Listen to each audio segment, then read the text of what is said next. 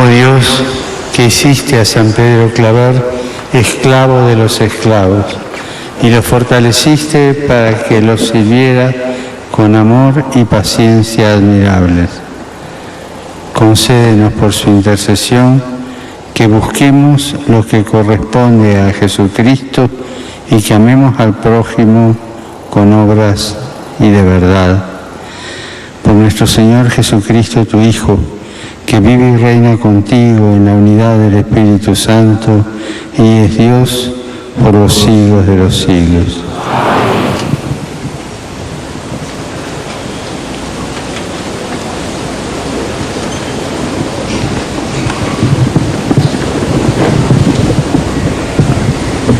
Lectura de la carta del apóstol San Pablo a los Colosenses. Hermanos, ustedes en otro tiempo estaban también alejados y eran enemigos por sus pensamientos y malas acciones. Ahora, en cambio, por la muerte que Cristo sufrió en su cuerpo de carne, Dios los ha reconciliado para ser admitidos a su presencia santos, sin mancha y sin reproche, a condición de que permanezcan cimentados y estables en la fe e inamovibles en la esperanza del Evangelio que han escuchado, el mismo que se proclama en la creación entera bajo el cielo, del que yo, Pablo, he llegado a ser servidor.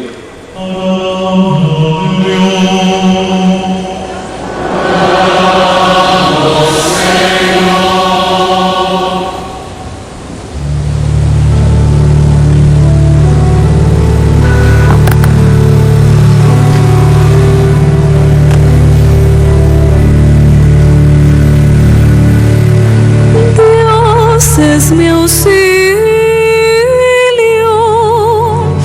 Él es mi auxilio.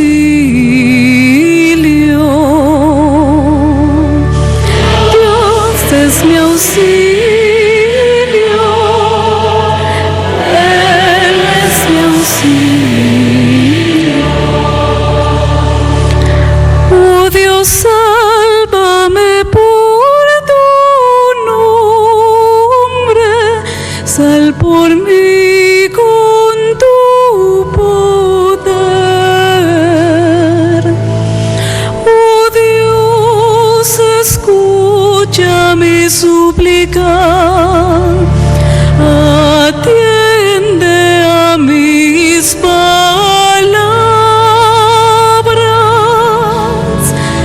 Dios es mi auxilio,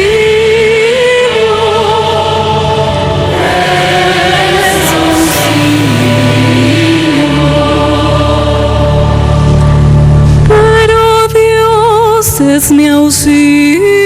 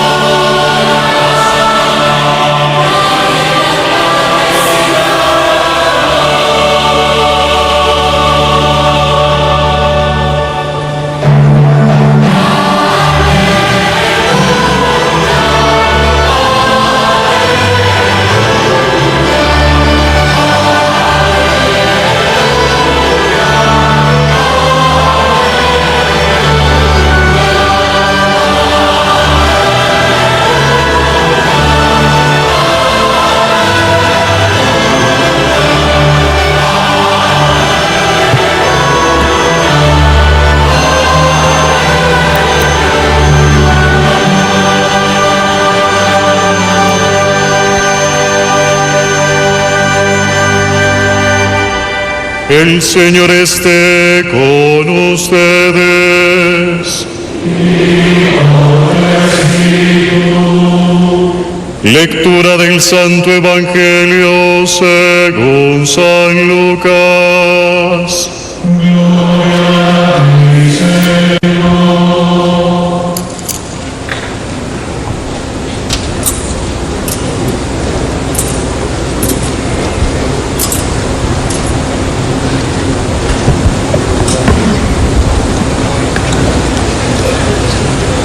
Un sábado iba Jesús caminando por medio de un sembrado, y sus discípulos arrancaban y comían espigas, frotándolas con las manos. Unos fariseos dijeron: ¿por qué hacen en sábado lo que no está permitido? Respondiendo Jesús les dijo: ¿no han leído lo que hizo David cuando él y sus compañeros sintieron hambre? Entró en la casa de Dios y tomando los panes de la proposición, que solo está permitido comer a los sacerdotes, comió él y dio a los que estaban con él. Y les decía: el Hijo del Hombre es Señor del sábado. Palabra del Señor. Gloria a ti, Señor Jesús.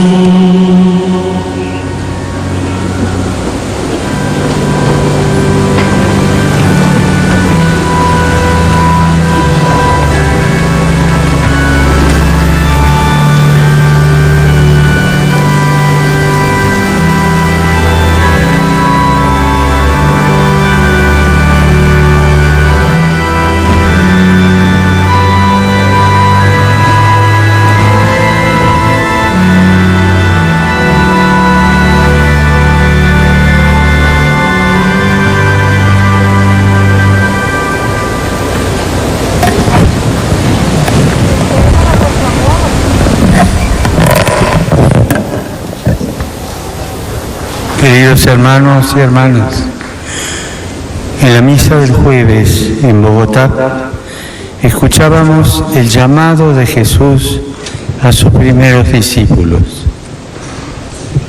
Esta parte del Evangelio de Lucas, que comenzó con aquella narración, culmina con el llamado a los 12.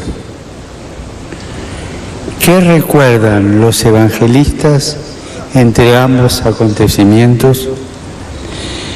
Que este camino de seguimiento supuso en los primeros seguidores de Jesús mucho esfuerzo y purificación. Algunos preceptos, prohibiciones y mandatos los hacían sentir seguros. Cumplir con determinadas prácticas y ritos los dispensaba de una inquietud. La inquietud de preguntarse: ¿qué es lo que le agrada a nuestro Dios?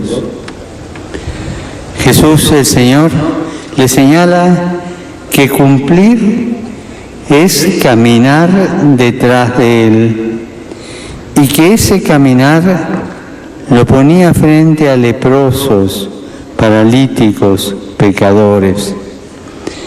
Esas realidades demandaban mucho más que una receta o una norma establecida. Aprendieron que ir detrás de Jesús supone otras prioridades, otras consideraciones para servir a Dios.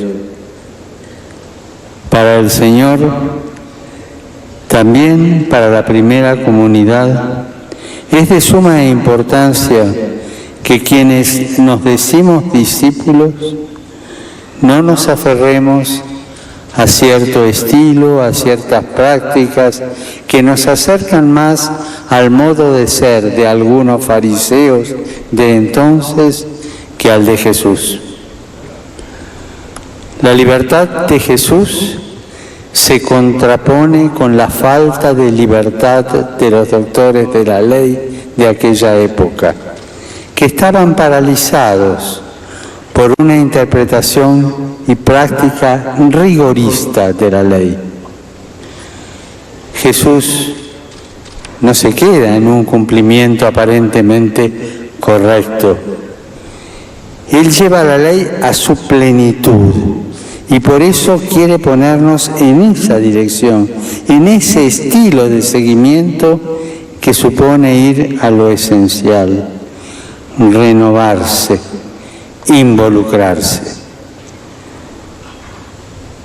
Son tres actitudes que tenemos que plasmar en nuestra vida de discípulos. Lo primero, ir a lo esencial. No quiere decir romper con todo. Romper con aquello que no se acomoda a nosotros, porque tampoco Jesús vino a abolir la ley, sino a llevarla a su plenitud. Ir a lo esencial es más bien ir a lo profundo, a lo que cuenta y tiene valor para la vida. Jesús enseña que la relación con Dios no puede ser un apego frío a normas y leyes, ni tampoco un cumplimiento de ciertos actos externos que nos llevan a un cambio real de vida. Tampoco nuestro discipulado puede ser motivado simplemente por una costumbre, porque contamos con un certificado de bautismo, sino que debe partir de una viva experiencia de Dios y de su amor. El discipulado no es algo estático, sino un continuo camino hacia Cristo. No es simplemente el apego a la explicitación de una doctrina, sino la experiencia de la presencia amigable, viva y operante del Señor. Un permanente aprendizaje por medio de la escucha de su palabra. Y esa palabra, lo hemos escuchado, se nos impone en las necesidades concretas de nuestros hermanos. Será el hambre de los más cercanos en el texto proclamado o la enfermedad en lo que narra Lucas a continuación. La segunda palabra, renovarse. Como Jesús zarandeaba a los doctores de la ley para que salieran de su rigidez, ahora también la Iglesia es zarandeada por el Espíritu para que deje sus comodidades y sus apegos. La renovación no nos debe dar miedo. La Iglesia siempre está en renovación. Ecclesia sempre renovanda. No se renueva a su antojo o a su capricho, sino que lo hace firme y bien fundada en la fe, sin apartarse de la esperanza transmitida por la buena noticia. La renovación supone sacrificio y valentía, no para considerarse mejores o más pulcros, sino para responder mejor al llamado del Señor. El Señor del sábado, la razón de ser de todos nuestros mandatos y prescripciones, nos invita a ponderar lo normativo cuando está en juego el seguimiento. Cuando sus llagas abiertas, su clamor de hambre y sed de justicia nos interpelan y nos imponen respuestas nuevas. Y en Colombia hay tantas situaciones que reclaman de los discípulos el estilo de vida de Jesús, particularmente el amor convertido en hechos de no violencia, de reconciliación y de paz. La tercera palabra, involucrarse. Aunque para algunos eso parezca ensuciarse o mancharse, como David o los suyos que entraron en el templo porque tenían hambre, y los discípulos de Jesús entraron en el sembrado y comieron las espigas, también hoy a nosotros se nos pide crecer en arrojo, en un coraje evangélico que brota de saber que son muchos los que tienen hambre de Dios. ¿Cuánta gente tiene hambre de Dios? Hambre de dignidad, porque han sido despojados. Y me pregunto si el hambre de Dios de tanta gente quizás no venga porque con nuestras actitudes se la hemos despojado. Y como cristianos, ayudar a que se sacien de Dios, no impedirles o prohibirles el encuentro. Hermanos, la Iglesia no es una aduana.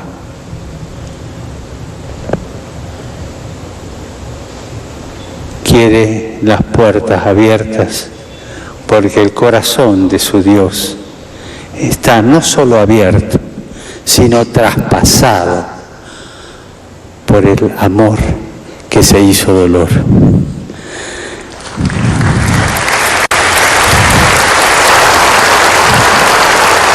No podemos ser cristianos que alcen continuamente el estandarte de prohibido el paso, ni considerar que esta parcela es mía, adueñándome de algo que no es absolutamente mío. La Iglesia no es nuestra, hermanos, es de Dios. Él es el dueño del templo y del sembrado. Todos tienen cabida, todos son invitados a encontrar aquí y entre nosotros su alimento. Todos. Y el que preparó las bodas para su hijo manda a buscar a todos, sanos y enfermos, buenos y malos, todos.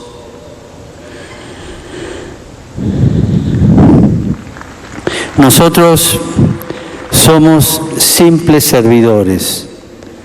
No podemos ser quienes impidamos ese encuentro con Jesús. Al contrario, Jesús nos pide, como lo hizo con sus discípulos, denles ustedes de comer. Este es nuestro servicio. Comer el pan de Dios, comer el amor de Dios, comer el pan que nos lleva a sobrevivir también.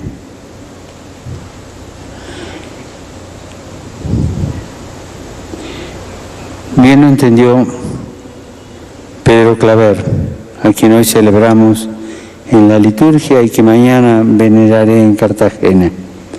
Esclavo de los negros para siempre, fue su lema de vida, porque comprendió como discípulo de Jesús que no podía permanecer indiferente ante el sufrimiento de los más desamparados y ultrajados de su época, y que tenía que hacer algo para aliviarlo. Hermanos y hermanas, la Iglesia en Colombia está llamada a empeñarse con mayor audacia en la formación de discípulos misioneros, así como lo señalamos los obispos reunidos en Aparecida. Discípulos que sepan ver, juzgar y actuar, como lo proponía aquel documento latinoamericano que nació aquí en estas tierras. Discípulos misioneros que saben ver sin miopías heredadas, que examinan la realidad desde los ojos y el corazón de Jesús, y desde ahí juzgan, y que arriesgan, que actúan, que se comprometen. He venido hasta aquí justamente para confirmarlos en la fe y en la esperanza del Evangelio. Manténganse firmes y libres en Cristo. Firmes y libres en Cristo. porque toda firmeza en Cristo nos da libertad. De modo que lo reflejen en todo lo que hagan. Asuman con todas sus fuerzas el seguimiento de Jesús, conózcanlo, déjense convocar e instruir por Él, búsquenlo en la oración y déjense buscar por Él en la oración. Anúncienlo con la mayor alegría posible. Pidamos a través de la intercesión de nuestra Madre, Nuestra Señora de la Candelaria, que nos acompañe en nuestro camino de discípulos, para que poniendo nuestra vida en Cristo, seamos siempre misioneros que llevemos la luz y la alegría del Evangelio a todas las gentes. 11:32 termina la homilía del Papa Francisco. Padre Linero, duro con los sacerdotes. Les dijo: no pueden decir prohibido el paso, la iglesia no es una aduana y la relación de Dios no puede ser el apego frío a normas y leyes. 3 palabras: ir a lo esencial, renovarse para responder mejor al llamado del Señor con respuestas nuevas, y 2, involucrarse. Son las 3 palabras de la homilía del Papa Francisco. El Papa dice: la iglesia es zarandeada para que deje sus comodidades y sus apegos. Y por otro lado, todos tienen cabida, todos son invitados, los buenos y los malos. Hermanas, en este día donde el encuentro con Cristo Maestro nos anima y fortalece en nuestros nobles propósitos de ser humildes discípulos suyos.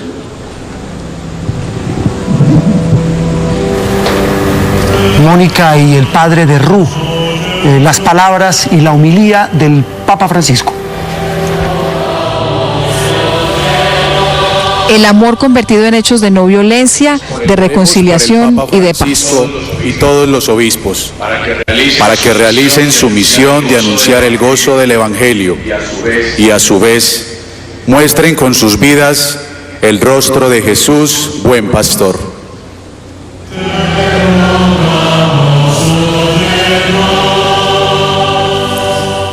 Oremos por todos los sacerdotes y diáconos, consagrados y laicos, para que, teniendo a Cristo en el centro de sus vidas, trabajen sin descanso, sirviendo como fieles discípulos de Cristo en sus comunidades.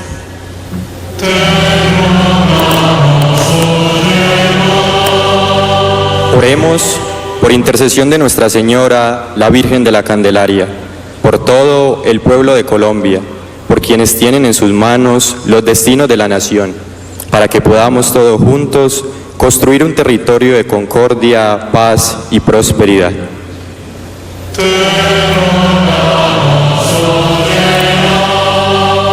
Oremos por los pobres y enfermos, por los damnificados afectados por las inclemencias de la naturaleza, para que encuentren en su camino discípulos seguidores de Cristo, que con misericordia y compasión los asistan y conforten.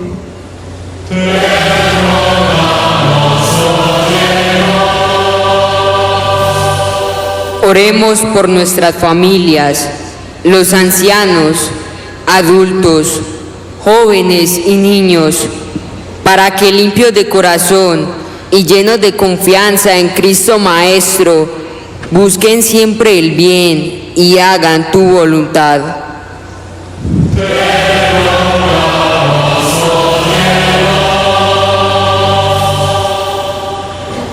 Dios de inmensa ternura y bondad, escucha estas súplicas y las que llevamos en el corazón.